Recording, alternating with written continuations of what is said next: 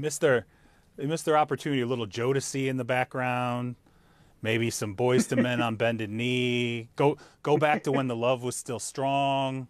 Darvin Ham he's in a tough spot. Okay, you're gonna have to coach LeBron, and then you got to figure out a way to make Russ what he isn't inside a team structure with the Lakers that I got to believe rises and falls with really what happens with Russell Westbrook. You tell me, Kurt, am I wrong looking at it like that? A little bit. I actually think it rises and falls a little more with Anthony Davis. Like, LeBron's going to be LeBron, right? Like, LeBron's going to show up in shape, get points, be a top 10 player in the league. Again, I sometimes think he's just a liquid metal Terminator. I'm not sure he's human. Like, he just shows up every year and just keeps getting it done. But Anthony Davis, and look, Russ is what he is this year at this point in his career. Darvin Ham's the right guy to coach this team. He has a strong personality. He is coming in with a vision of how he wants things to run. But you're only getting – Russ is what he is at this point. He's not a shooter. He's still got some athleticism. If you can get him to play in a system and buy into that system, it'll work. Okay. But it's limited. It's limited. It really rises and falls. They need bubble Anthony Davis if they're going to win. If the Lakers are going to be a threat this year, Davis has got to be knocking down shots from the outside, being a force in the paint at the rim, and being focused and driven every night, which he was in that setting, but certainly hasn't been healthy enough and hasn't played like that the last 2 years. Kirk, can you explain to me what system Russ fits in? Because when I look at him with the Lakers, he doesn't fit. I mean, he's a ball-dominant guard. You've got LeBron, who is a ball-dominant player. AD, as you said, doesn't like to play in the post as much as he did maybe earlier in his career. Russ doesn't have a mid-range game. He doesn't have a long-range game. He's a slasher. So how does he fit into this system that Darvin Ham is going to run? This is the million-dollar question. They've got to get him working off the ball more, coming out of the dunker spot. But honestly, the best use, and Frank Vogel did a little of this, but he didn't push it far enough. I think Ham can. Russell Westbrook is a brilliant sixth man. If you bring him off the bench and give him the ball and let him run a second unit and push the pace and still play 25, 30 minutes a night, like still like the Tyler Hero who won this year, guys who come up for the Ginobili back in the day. You can bring a guy off the bench and have him be a huge impact in the team. If you can get him to buy into that role where he is in charge of the second unit and he'll be out there to close most games in working a little more off ball, if you can get him to buy into that, it'll work. The problem is he didn't buy into it last year. He demanded to bring the ball up. He demanded to start for a while. Like, it was kind of a mess under Frank Vogel. We'll see if Darvin, like I said, Darvin is a great coach and a strong personality, and I think he's the best guy they could have hired for this job. Is it enough? Yeah, we'll find out. That's my question for you. Knowing the league and knowing the players as well as you do, can you see Westbrook buying into that role? Because I agree with you. I think he'd be perfect in that role. But can you see him buying into it? Through training camp in the first 2 weeks of the season? Sure. Maybe. Maybe. By Christmas? Yeah. I'm not sure. Let's put it this way, guys. I'm not sure that's where I'd bet my money. Okay, well, if you're not confident they can keep this together through Christmas, health permitting, John Wall obviously looks like he's headed to the Clippers. Are they even the best team in LA? I'm talking health permitting with the Clippers. If everybody's healthy in there and on the floor, Lakers aren't even the best team in LA, right? No, not in. They frankly haven't been for. I mean, obviously they won the title a few years ago, but for the bulk of the last 12 years since Chris Paul came to town with the Clippers, no, they have not been. And they won't be next year. Those Clippers, if, again, health aside, that's a contender. Like, I think sometimes we forget how good Kawhi Leonard is and how he is one of those guys who does have another gear in the playoffs, right? Like, a guy who can really, hey, it's postseason time. I'm ratcheting this thing up. Paul George is brilliant, but they have surrounded them with depth, shooting, athleticism, versatility, and John Wall fits with that. Now you're going to run John Wall and Reggie Jackson, two solid point guards who can work on and off a little, most importantly for them, keep the pace up, get them some easy buckets. whichever order you run them in, whichever one you start and bring off the bench. I really think it works for them. You get to rest Kawhi and then let him play some defense, and then have Kawhi and Paul George as primary shot creators, particularly in the fourth quarter. It's way too early to make these predictions, but I can see myself picking the Clippers to come out of the West. I think they're going to be that good. It's just a bet on the health. Time out. Charles, tell them where I'm Warriors from. fan. Tell them where I'm from. This is a Warriors fan chiming in. I am a San Francisco native, grew up going to Warriors games. I can't let you get away with saying that. The Warriors will be good next year. The Warriors will be good next year. What the Warriors have, what the Warriors' advantage is look, obviously, Steph's not getting younger. Clay is still bouncing back. Draymond, you could actually see during the finals at points, Father Time's starting to catch up in that race.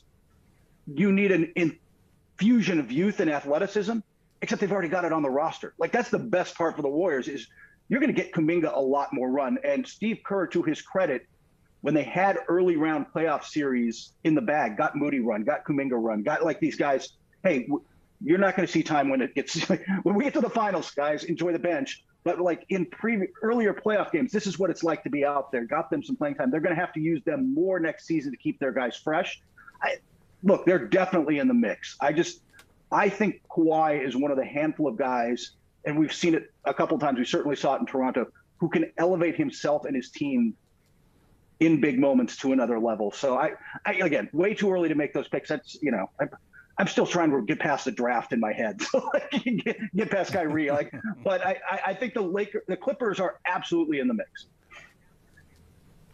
Well, look, we heard Kyrie Irving's name come up with the Clippers, obviously the Lakers, the Knicks. Kyrie surprised us all. It surprised me anyway. And he's going to stay, obviously, with the Nets. Makes what I think was clearly the right business decision for himself. Is this like Al Pacino and Godfather? Just when I thought I was out, I'm getting pulled back in by the Nets. Is there any chance, are we going to do this again with the Nets where hey, look at the talent. If every player's healthy, if they're playing at their top level. And, oh, by the way, Kyrie should be balling out this year because there's potentially another max deal out there for him someday. Yeah. Is this the Nets actually coming back together now? In theory, yeah. There's not a lot of margin for error, but the Nets organization got what they wanted, right? They got Kyrie on the shortest term of contracts. They got him on a short-term contract. Yeah. And now he's got a motivation, a pressure to perform. He is now, his reputation isn't great around the league after the last 3 years. That's part of the reason there wasn't a great deal for him. The Clippers weren't falling over themselves to bring him to the Clippers, right? They looked at him, they looked at their setup and said, you know what, we're good. And that was sort of the same in Dallas. We're like, you know what, we'd rather spend some money on Brunson than shift this whole thing around to go after Kyrie. I think he realized, well, he does now realize that, where the market is. So if you get a motivated Kyrie, you get a healthy Kevin Durant, and they've still got Joe Harris. They've still got Seth Curry's there, and on down the line. This is a Ben Simmons, if he accepts the role. Again, the potential for a contender is absolutely there.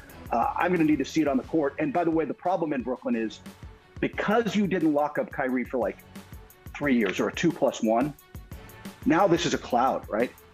The cloud is following you all season long, man, going, the second things get a little bit sideways, and I know the New York media will be its usual relaxed, patient self waiting for the Nets to come together. When things start to go sideways, can you imagine?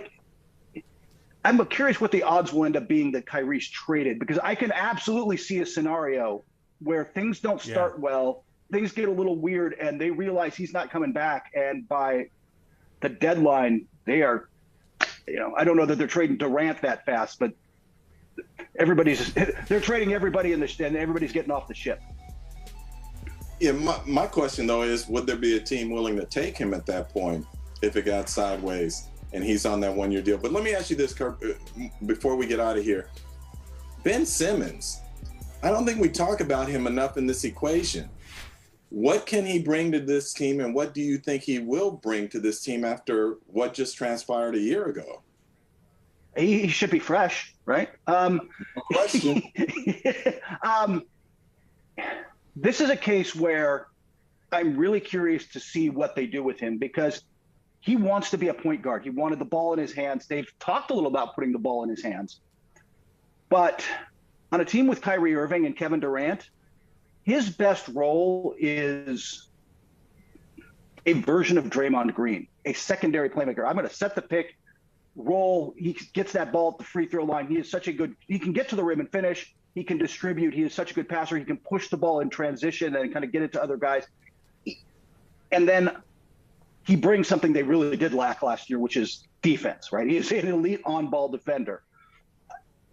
If he accepts that role, stays healthy, and buys into it and plays that team game, which is like, I feel like I'm saying that with everything about the Nets, if he does that, they become much more dangerous. Suddenly you've got two elite shot creators.